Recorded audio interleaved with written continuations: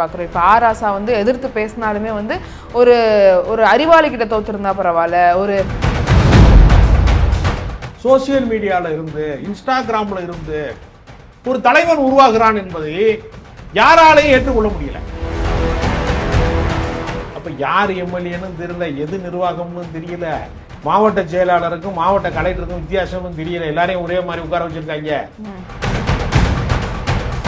சேலத்தில் வந்து நீங்க பாத்தீங்கன்னா ஒரு 50க்கும் மேற்பட்ட பெண்கள் 8000 வீடியோ ஆபாச வீடியோ எல்லாருமே யாருன்னு பார்த்தா தாவேக. எடப்பாடி பழனிசாமி ஒரு அறிக்கை விட்டுருக்காரு. 19ஆம் தேதி வந்து ஒரு போராட்டம் நடத்த போறோம் விழுப்புரத்துல இதற்கு எதிராக அப்படிங்கிற. இப்போ இந்த விண்வெட்டுக்கு அமைச்சர்களுடைய பேச்சு, அவங்க ரொம்ப அவதூறுகள் பேசுற மாதிரி பேசுறது, மக்களையே அசிங்கப்படுத்துற மாதிரி பேசுறது. பைதவிப்பிள் நேயர்களுக்கு வணக்கம். நான் பவித்ரா சேவியர். இன்றைய நேர்காணலில் நம்மோடு இணைந்திருக்கிறார் அரசியல் விமர்சகர் ராஜகம்பீரன் அவர்கள். வாங்க அவர்கிட்ட பேசலாம். வணக்கம் சார். வணக்கம் சார். இப்போ திமுக தோத்ததன் காரணம் என்ன அப்படின்னு கள ஆய்வுலாம் வந்திருக்கு. நிறைய காரணங்களை பட்டியலிட்டு சொல்லியிருக்கிறதா நம்ம செய்திகளில் பார்க்குறோம்.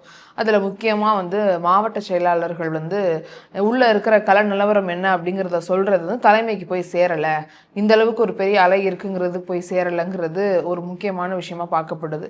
அது இன்னும் கண்டினியூ ஆகுமா, இல்லை இந்த விஷயங்கள் எல்லாம் அவங்க ஏற்றுக்கிட்டு அதை சரி செஞ்சுக்கிட்டு திரும்ப சீரமைச்சிட்டு புத்துணர்ச்சி பெற்று வருவாங்கன்னு நினைக்கிறீங்களா?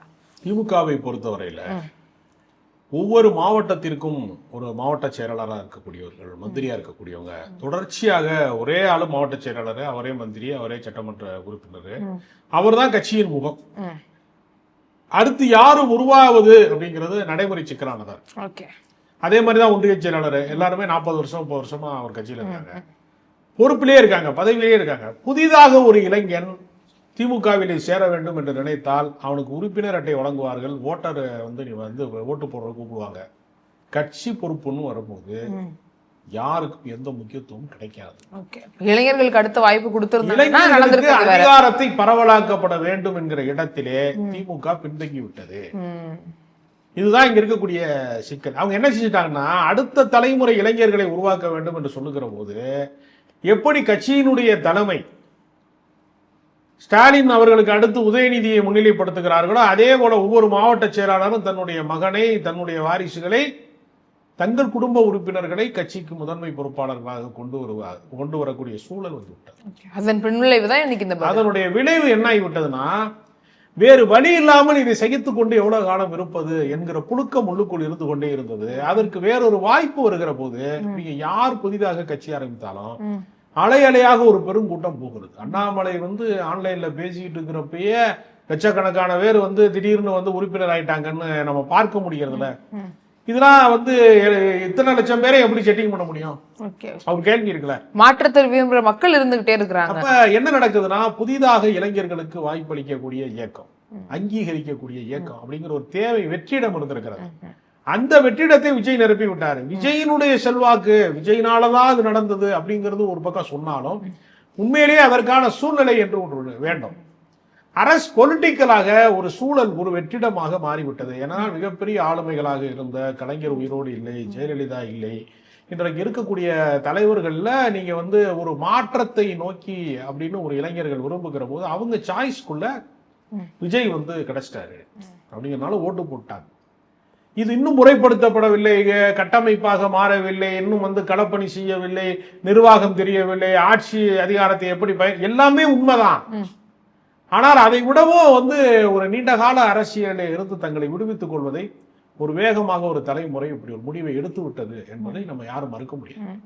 அதனால திமுக வந்து வாரிசு அரசியலை மாற்ற வேண்டும் ஒருத்தர் சொல்றாங்கன்னு வச்சுங்க, அதனால மாற்ற முடியுமா? மாற்ற முடியாது. கட்சியினுடைய தலைமை வந்து எல்லாராலையும் விவாதிக்கப்பட்டு ஒருவர் தான் வந்து புதிதாக வந்து தலைவராக உருவாக்கணும் அப்படின்லாம் சொன்னாங்கன்னா அதை ஏற்றுக்கொள்வார்களா? மாவட்ட செயலாளர்கள் ஏற்றுக்கொள்வார்களா? நீண்ட காலமாக நீங்க தான் கட்சியிலே இருக்கீங்க, கட்சியின் முகமாக நீங்கள் மாறியது இளைஞர்களுக்கு அதிருப்தி உண்டாகிவிட்டது, அதனால நீங்கள் விட்டுக் கொடுங்கள் சொன்னா விட்டுக் கொடுப்பாங்களா? இப்ப இந்த விமர்சனத்தை எல்லாம் முன்வைக்கலாம், மாற்றம் நிகழுமா? ஓகே, இப்ப அதை கண்டுபிடிச்சாலும் திருத்திக்குவாங்களான்னா கேள்விக்குறிதான். இல்லைங்க, 40 வயதுக்கு மேற்பட்டவர்களுடைய 50 வயதுக்கு மேற்பட்டவர்களுடைய அரசியல் களமாக திமுக அதிமுக இருக்கு.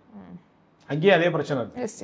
அப்ப 40 வயதுக்கு மேற்பட்டவர்களுடைய அரசியல் களமும் ஒன்றாகவும், அதுக்கு கீழே இருக்கிறவர்கள் வந்து ஜென்சி தலைமுறை 18ல இருந்து 40 வயதுக்கு உட்பட்டவர்களினுடைய விருப்பம் வேறொன்றாகவும் இருக்கிறது. அப்ப என்ன ஆகுதுன்னா, இதுவரைக்கும் தமிழ்நாட்டு அரசியல்ல திமுக வேணாம் அப்படின்னு முடிவெடுத்தா அங்கு அதிமுக வெற்றி பெறும்.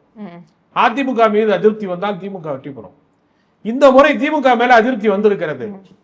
அந்த இடத்தை கைப்பற்றுவதற்கு அதிமுக என்பது வலிமை படைத்த இயக்கமாக இல்லாமல் போய்விட்டது. பல அணிகளாக உடைந்து விட்டது. ஓபிஎஸ் அணி ஒரு பக்கமும் வந்து பலவீனப்படுத்த விட்டது. இந்த பக்கம் சசிகலா தனியா வந்து அவர் ஒரு தனி ஆவர்த்தனமாக அவங்க ஒரு பக்கம் குற்றச்சாட்டு சொல்லிட்டு இருக்காங்க. செங்கோட்டையன் வந்து பல குற்றச்சாட்டுகளை சொல்லிட்டு அவர் தாவேக்கா போயிட்டாரு. நீங்க மூத்த தலைவர்களாக இருக்கிறவர்கள்ல அன்வர் ராஜா போன்றவர்கள்லாம் திமுகவுக்கு போயிட்டாங்க. அப்ப நீங்க தொடர்ச்சியா நீங்க பாத்தீங்கன்னா வந்து இப்ப ஜேசிடி பிரபாகர் மாதிரி அதிமுகவில் இருந்தவங்க எல்லாம் தாவேக்கா போயிட்டாங்க என்று தொடர்ந்து வருகிற போது கட்சி உடைவதை பற்றி எடப்பாடி பழனிசாமி கவலையே படல. அவர் என்ன செய்யாரு, ஒற்றை தலைமைங்கிற அந்த கருத்தையே சொல்லிக்கிட்டே இருந்தாரு. உன்னை மட்டும் ஒத்தையில விட்டுட்டு போயிடுவாங்க, அரசியல் அதிகாரம் கிடைக்காம போயிடும், தனிமைப்பட்டு விடுவீர்கள் அப்படின்னு சொல்லக்கூடிய கடும் விமர்சனங்களை எல்லாம் அவர் காது கொடுத்து கேட்பதற்கு தயாராக இருக்கிறாரா? மறுபரிசீலனை செய்வாரன்னா மறுபரிசீலனை செய்யவே இல்லையே. அப்ப இந்த இரண்டு கட்சிகளினுடைய அந்த இறுக்கம் இருக்கு இல்லையா, அதுதான் அவர்கள் தோல்விக்கு காரணமாக மாறிவிட்டது. இன்னொன்னு இந்த கல ஆய்வுல சொல்லாத விஷயம், நம்ம மக்கள் அதிகமா பேசுற விஷயம் என்னன்னா, அமைச்சர்களுடைய பேச்சு அவங்க ரொம்ப அவதூறுகள் பேசுற மாதிரி பேசுறது, மக்களையே அசிங்கப்படுத்துற மாதிரி பேசுறது, ஒரு இலவசம் கொடுத்தாத ஓசின்னு சொல்றதுன்னு இந்த 5 ஆண்டுகள்ல நிறைய அமைச்சர்களுடைய மேடை பேச்சுகளே ஒரு பெரிய காரணமாயிருச்சு.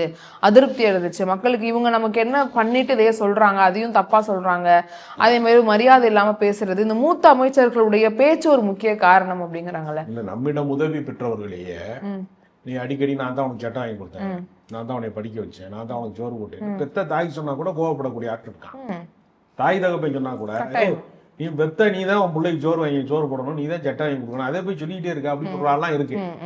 அப்போ ஒரு அரசு பணத்துல, உங்க காசு கிடையாது, உங்க பர்சனல் மணி கிடையாது, அரசினுடைய வரி பணத்துல இருந்து வரக்கூடிய நலத்திட்டங்களை ஏதோ நம்மளே சொந்த காசுல கொடுக்குற மாதிரி ஃபீல் பண்ணி பேசுறது இருக்குல்ல, ஒரு பண்ணையார் மனநிலை மாதிரி பேசுறது இருக்குல்ல, அந்த உளவியல் வந்து நிச்சயமாக மக்களை பாதிக்கத்தான் செய்யும். அது ஒன்றும் சந்தேகமே இல்லை. இப்பவுமே அவங்க அப்படி பேசுறது இல்லை சார். இப்போ எலெக்ஷனுக்கு அப்புறம் அவங்க தோத்துட்டாங்கனாலுமே மக்கள் வந்து எங்களை ஏமாத்திட்டாங்க, நான் உங்களுக்கு என்ன குறை வச்சோம், ஏன் இப்படி பண்ணீங்க அப்படின்னு தான் கேட்குறாங்க. இப்போ லியோனி அவர்கள் விடை பேச பார்க்குறோம். இப்போ ஆராசா வந்து எதிர்த்து பேசினாலுமே வந்து ஒரு ஒரு அறிவாளி கிட்ட தோத்துருந்தா பரவாயில்ல, ஒரு இந்த மாதிரி சொல்லும்போது ரொம்ப சிறுமைப்படுத்தி பேசுறாங்கல்ல தாவேக்காவை, அது சரியா? வேடிக்கைன்னா அரசியல் அறிந்தவர்களுக்கு மட்டும்தான் வாக்குரிமை இருக்கா?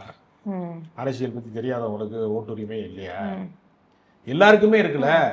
எல்லாமே தெரிஞ்சால்தான் ஓட்டு போடணும் அப்படின்னு ஏதாவது சட்டத்திட்டங்கள் இருக்கா?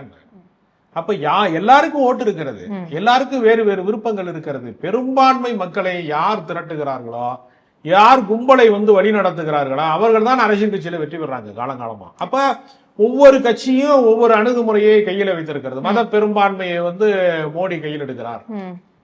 தமிழர்கள் என்கிற அந்த உணர்ச்சியை, தமிழ் உணர்ச்சியை கையில் எடுத்து திராவிட இயக்கம் கடந்த காலங்களில் அரசியல் செய்தது. தமிழர்களாக ஒன்று திரளுவோம் அப்படிங்கிற ஒரு கருத்தை வந்து அவர்கள் முன்வைக்கிறாங்க. ஒவ்வொருத்தருக்கும் ஒன்னொன்னு இருக்கு. இப்ப சாதியாக அணி திரட்டுகிறார்கள் சில பேர்.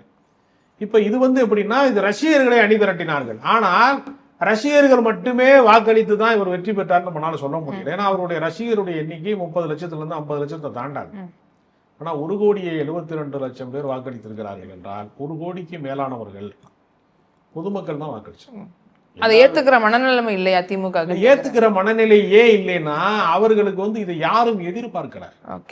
இப்படி நிகழப்போகிறது என்பதை கொஞ்சம் எதிர்பார்த்திருந்தாலும் ஒரு பிரச்சனை இல்லை. ஓட்டு கேட்கவே போலையே, 17 தொகுதி தானே அவர் போனாரு. அவர் பூமியில வந்து பாதமே படலையே, களத்திற்கே வரலையே. இவர் மட்டும், விஜய் மட்டும் கிடையாது, பல பேருக்கு வந்து வேட்பாளர் முகம் தெரியல, பேர் தெரியல, யாரு எம்எல்ஏ. ஏன்னா ராயபுரத்துல மின்தடையானப்ப போய் எல்லாருமே தேடி பிடிச்சி கண்டுபிடிச்சு எம்எல்ஏ வீட்டை கண்டுபிடிச்சு போய் என்னப்பா இந்த மாதிரி அடிக்கடி மின்தடை ஆகுது அப்படின்னு சொன்னப்போ ஒருத்தர் வெளியில வந்து இல்லைங்க அவர் எம்எல்ஏ வெளியூர் போயிட்டாருங்க அப்படின்னு சொல்றாரு. சொல்லிட்டு எல்லாரும் கலைஞ்சு போறாங்க. அப்புறம் ஒருத்தர் சொல்றாரு அவர் தாங்க எம்எல்ஏ அப்படின்னு சொல்றாங்க. அந்த அளவுக்கு மக்களிடத்திலே பரிச்சயமான முகங்களாக அவர்கள் இல்லை, அடையாளம் பெற்றவர்களாக இல்லை, ஆனால் வெற்றி பெற்றவர்களா இருக்காங்க. அப்ப இப்ப நீங்க யோசிச்சு பாருங்க, சுதந்திர போராட்டத்துல மிகப்பெரிய தியாகங்கள் செய்து 9 ஆண்டு காலம் சிறைச்சாலையில் இருந்தார் காமராஜர். அவர் 9 வருடம் முதலமைச்சராக இருந்தார். அப்ப ஒரு தலைமை பண்புக்கு அவர்களுடைய தியாகம் வந்து அடிப்படையாக இருந்தது ஒரு காலம். அவங்கள மொழி போராட்டத்திலே வீழ்த்தினார்கள் என்று சொன்னால், அண்ணாதுரையில இருந்து திமுக வந்து ஒரு பெரிய கட்சி வீழ்த்துதுன்னா அவர்களும் ஒரு போராட்டக்காரன். அவர்கள் சமூக நீதி சார்ந்து அல்லது வந்து தாய்மொழி போர்ல வந்து அவர்கள் வென்றார்கள். அப்ப ஒரு கொள்கையாளனை இன்னொரு கொள்கையாளன் தோற்கடித்தான் அப்படிங்கிறத வந்து இயல்பா எடுத்துக்கலாம். நீங்க அரசியல் இன்னைக்கு என்ன ஆயிடுச்சுன்னா, என்டர்டைன்மெண்ட்ல இருந்து, சோசியல் மீடியால இருந்து, இன்ஸ்டாகிராம்ல இருந்து ஒரு தலைவன் உருவாகிறான் என்பதை யாராலையும் ஏற்றுக்கொள்ள முடியல. ஏன்னா இன்ஸ்டாகிராமை வந்து பயன்படுத்தாத தலைமுறை இருக்கல. எல்லாருமே இன்ஸ்டாகிராம்ல எப்படி அக்கௌண்ட் வச்சிருக்க முடியும்? பேங்க் அக்கௌண்ட் இல்லாதவங்க இருக்காங்கல்ல, அது மாதிரி இன்ஸ்டாகிராம்ல அக்கௌண்ட் இல்லை, எல்லாருமே எல்லாத்துலயும் இல்ல.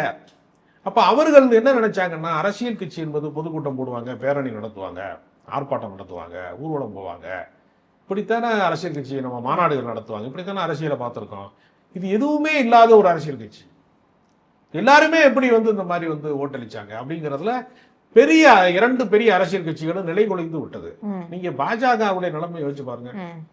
குன்னூர் பள்ளத்தாக்குல உருண்டுருச்சு கடைசி. அப்படி இப்ப பாஜகவை எப்படியாவது கயரை கட்டி இழுத்து கீழே விழுந்ததை, அந்த பள்ளத்தாக்கு கீழே கிடக்கிறத கயரை கட்டி தூக்கலாம்னு அண்ணாமலைய கேட்டா, அண்ணாமலை சொல்லிட்டாரு, நான் இந்த கயரை கட்டி இழுத்தேன்னா என்னைய கீழே இழுத்துருவாங்க, அதனால நான் தனி கட்சி ஆரம்பிச்சுக்கிறேன் அப்படின்னு அவர் ஒரு முடிவை எடுத்துட்டாரு.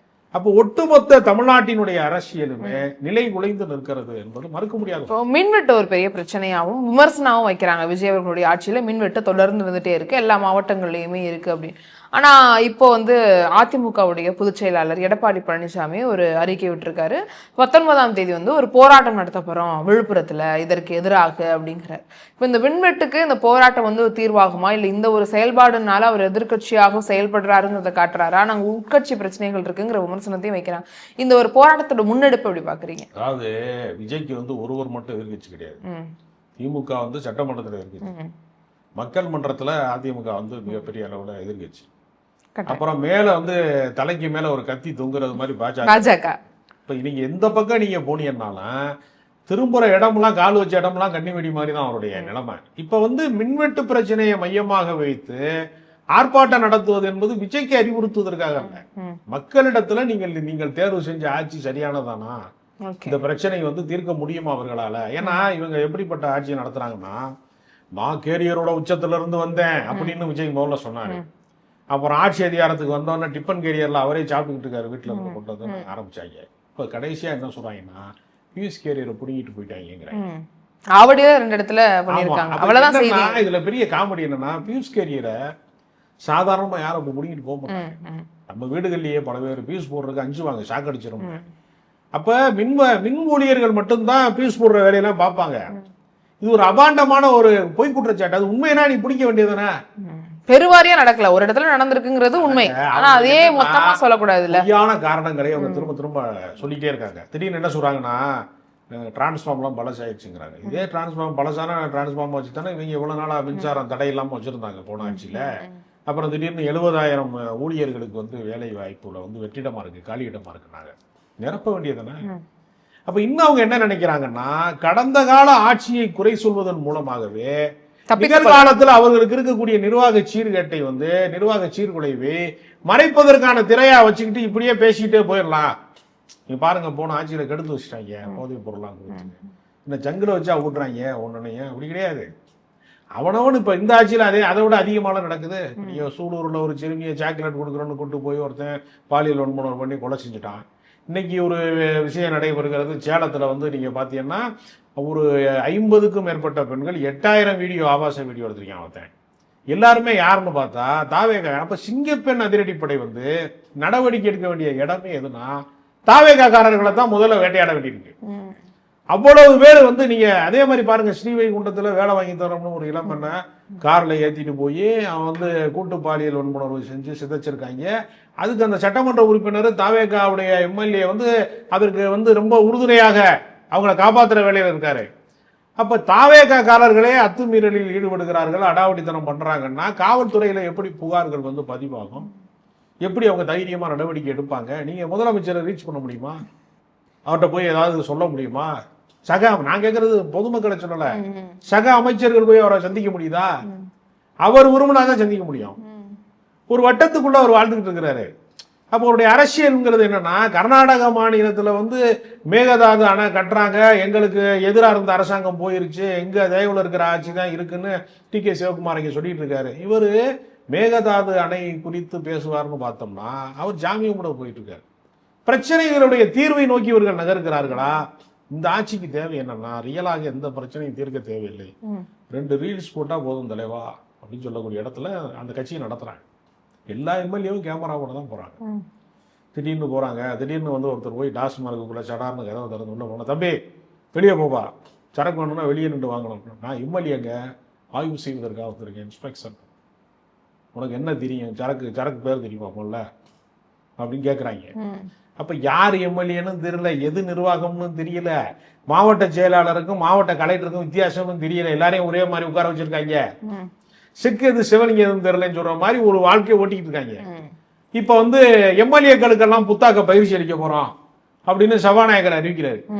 அப்ப இவங்க இப்பதான் ஆவணம் எழுத பழக போறாங்களா அப்படிங்கிற மாதிரி அடிப்படை தெரியல. கத்துக்கணும்னு நினைக்கிறாங்க, இப்ப கத்துக்கிறாங்க. தப்பு கிடையாது கத்துக்கணும்னு நினைக்கிறதுக்கு. இனிமேதான் அவங்களுக்கு அந்த பயிற்சி எல்லாம் அளிக்க போறாங்க.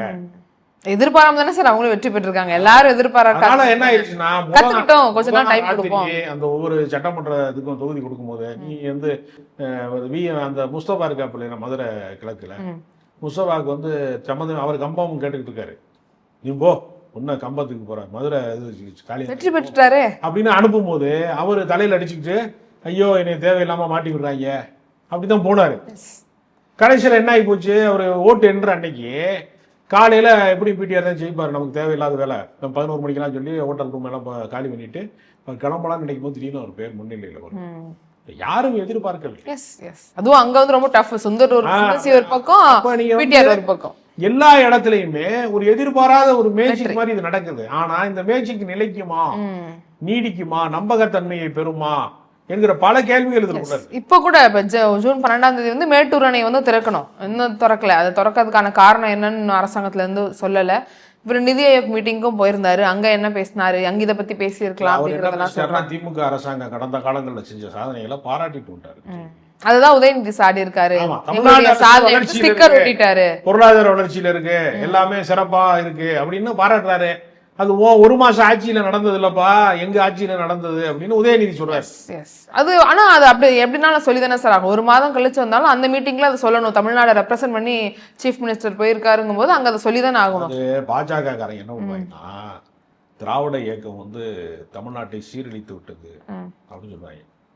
யாரு பாஜக காரங்க சொல்லிட்டு ஏதாவது நிதி கொடுக்கலன்னு வச்சுக்கோங்க மத்திய அரசாங்கம், ஏங்க நிதி கொடுக்கல, புதிதாக மருத்துவக் கல்லூரிகள் கட்டுவதற்கு அனுமதி மறுக்கப்படுகிறது தமிழ்நாடு, ஏன் அப்படின்னு கேட்டா, தமிழ்நாடு வளர்ச்சி பெற்ற மாநிலம், திராவிட இயக்கத்தினால தமிழ்நாடு சீரழிஞ்சுன்னு சொல்ற அதே வாயி நிதி கேட்கிற போது என்ன பதிலா சொல்லுவாங்கன்னா, தமிழ்நாடு வளர்ச்சி பெற்ற மாநிலம், அதனால நாங்க யூபி கொடுக்க முடியாது, அதனால யூபி கொடுக்குறோம். ஏப்பா ஜிஎஸ்டி வந்து ₹1 வந்து 29 பைசா கொடுக்குறாங்க, ₹7 கொடுக்குறேன்னு கேட்டா, தமிழ்நாடு வளர்ச்சி பெற்ற மாநிலம்.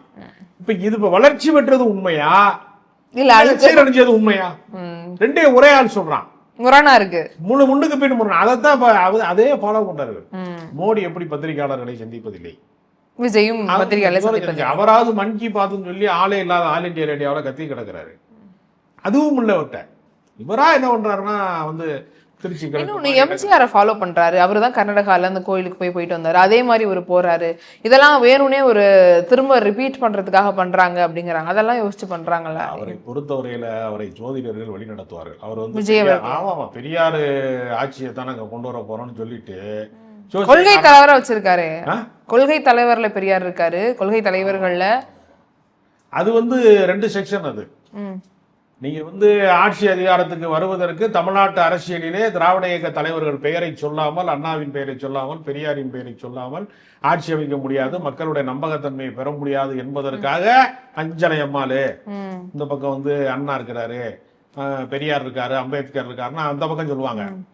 இன்னொரு பக்கம் வந்து அதற்கு நேரு முரணான வேலையை செஞ்சுக்கிட்டே இருப்பாங்க. சரி, கொள்கை தலைவராக இருந்தாலும் தனி மனிதரா இவருக்கு மத வழிபாடு இருக்கு, எல்லாமே கோயில்களுக்கு போறாரு, சர்ச்சுக்கு போறாரு, மசூதிகளுக்கும் போறாருங்கிறத பாக்குறோம். எல்லா ஃபெஸ்டிவல்ஸையும் கொண்டாடுறாரு. நான் கேக்குறேன்னா, தனி மனிதனுக்கு மதம் இருக்கலாம், ஒரு அரசாங்கத்திற்கு மதம் இருக்கக்கூடாது. நீங்க எதை வெளிக்காட்டுறீங்க நீங்க? இப்ப எனக்கு என்ன தோணுதுன்னா, அவர் மூகாம்பிகை கோயிலுக்கு போவது என்பது பக்தி வெளிப்பட்டதா, இல்ல பாஜக நான் வந்து கொஞ்சம் சாப்பிட்டு இந்துத்துவா இருக்கேன், என்ன எதுவும் டிஸ்டர்ப் பண்ணிடாதீங்க அப்படின்னு சொல்றதுக்கான ஒரு ரீல்ஸ் போடுற முயற்சியா? அப்படி ரெண்டு கேள்வி இருக்குல்ல. அவர் என்ன செய்யறாரு? இப்ப காங்கிரஸ் கூட்டணியினுடைய ஆதரவில் ஒரு ஆட்சியை வந்து தக்க வைத்துக் கொள்வதற்கு ஒரு பக்கம் முயற்சி பண்ணிட்டே இருக்காரு. இன்னொரு பக்கம் என்ன பண்றாரு? இந்தியா கூட்டணியில நான் இல்லைங்கிறாரு.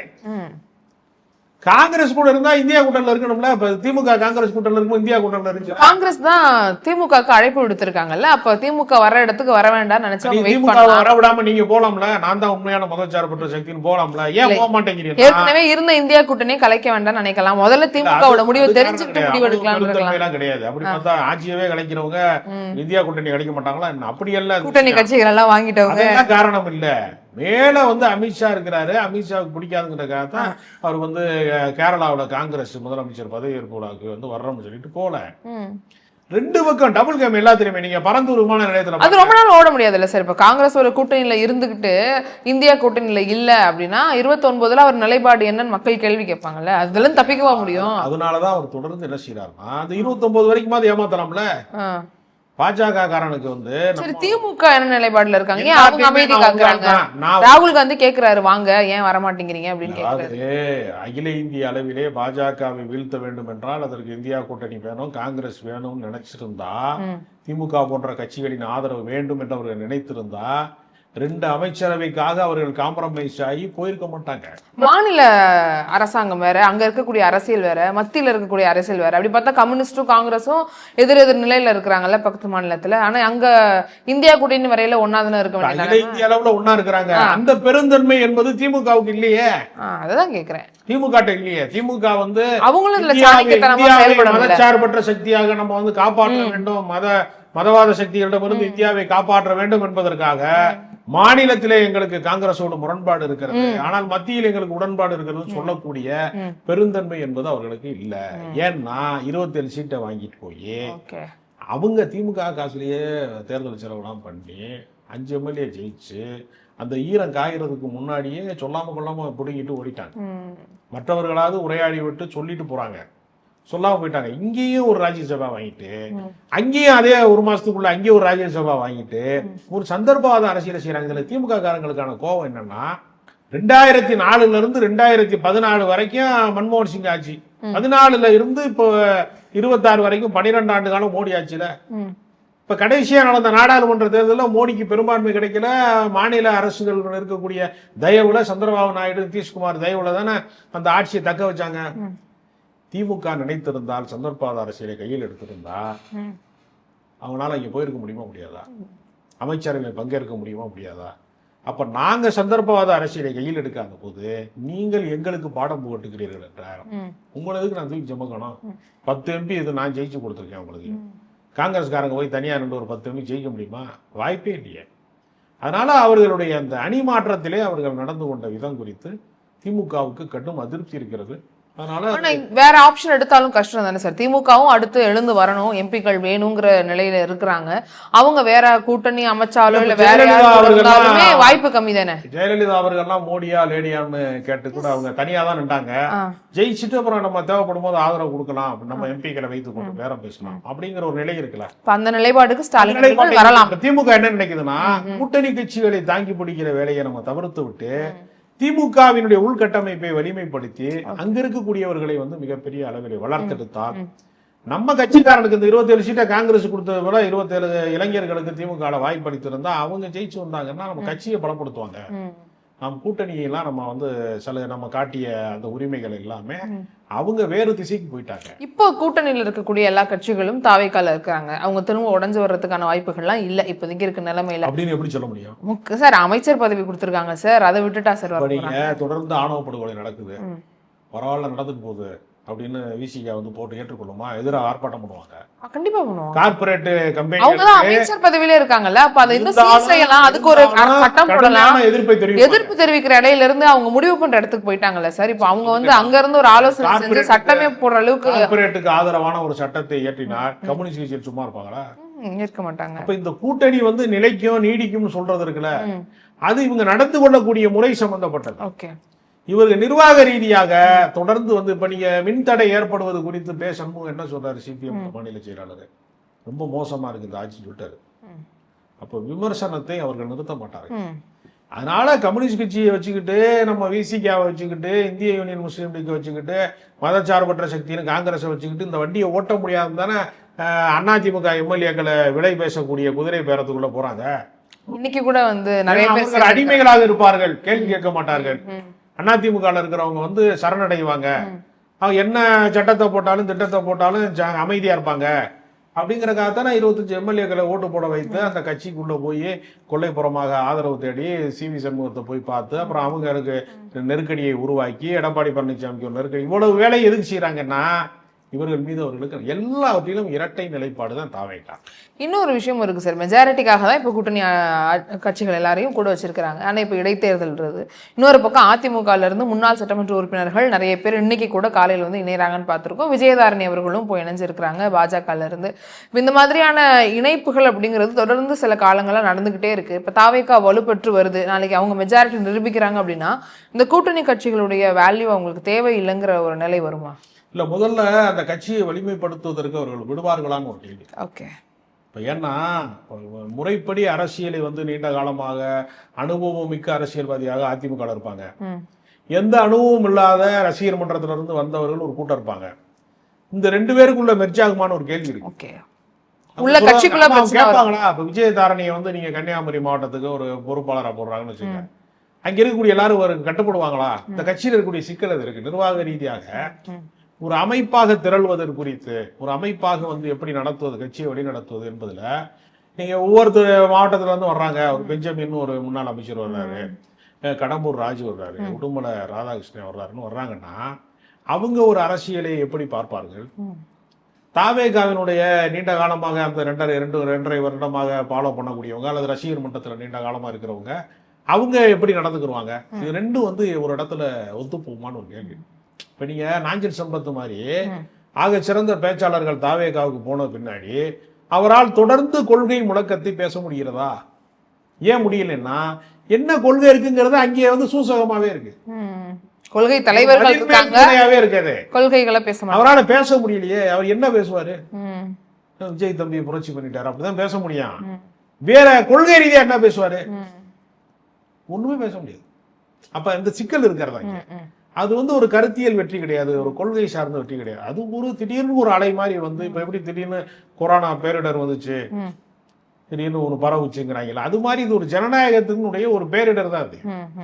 அதை கடந்து அவர்கள் எப்படி நிலை பெற போறாங்க, எப்படி வந்து அரசியல்படுத்தப்பட போறாங்கிறது பெரிய சவால் இருக்கு. ஏன்னா தலைவரே அரசியல்படுத்தப்படாதவராக இருக்காரு, கட்சி நிர்வாகம் அரசியல்படுத்தப்படாதா இருக்கு. ஒரு கும்பல் மனோபாவத்தை வைத்துக் கொண்டு இவர்கள் எப்படி வழிநடத்த போகிறார்கள் என்கிற மிகப்பெரிய சவால் தவிர்க்க. கண்டிப்பா சார், நிறைய விஷயங்கள் பத்தி பேசணும். இன்னும் ஆட்சிகள்ல பிரச்சனைகள் இருக்கு, அதற்கான விமர்சனங்கள் தொடர்ந்து வச்சுக்கிட்டே இருக்காங்க. அதை செழுமைப்படுத்திக்கிறாங்களா, சீர் செஞ்சுட்டு திரும்ப போறாங்களா அப்படிங்கிறத பார்க்கலாம். இன்னும் கூட்டணி கட்சிகள் என்ன நிலைப்பாடு எடுக்கிறாங்கன்றதையும் பார்க்கலாம். இன்னொரு சந்திப்பில் நிறைய விஷயங்கள் பேசலாம். இவ்வளவு நேரம் பகிர்ந்துகிட்ட கருத்துக்களுக்காகவும் நேரத்துக்காகவும் ரொம்ப நன்றி சார்.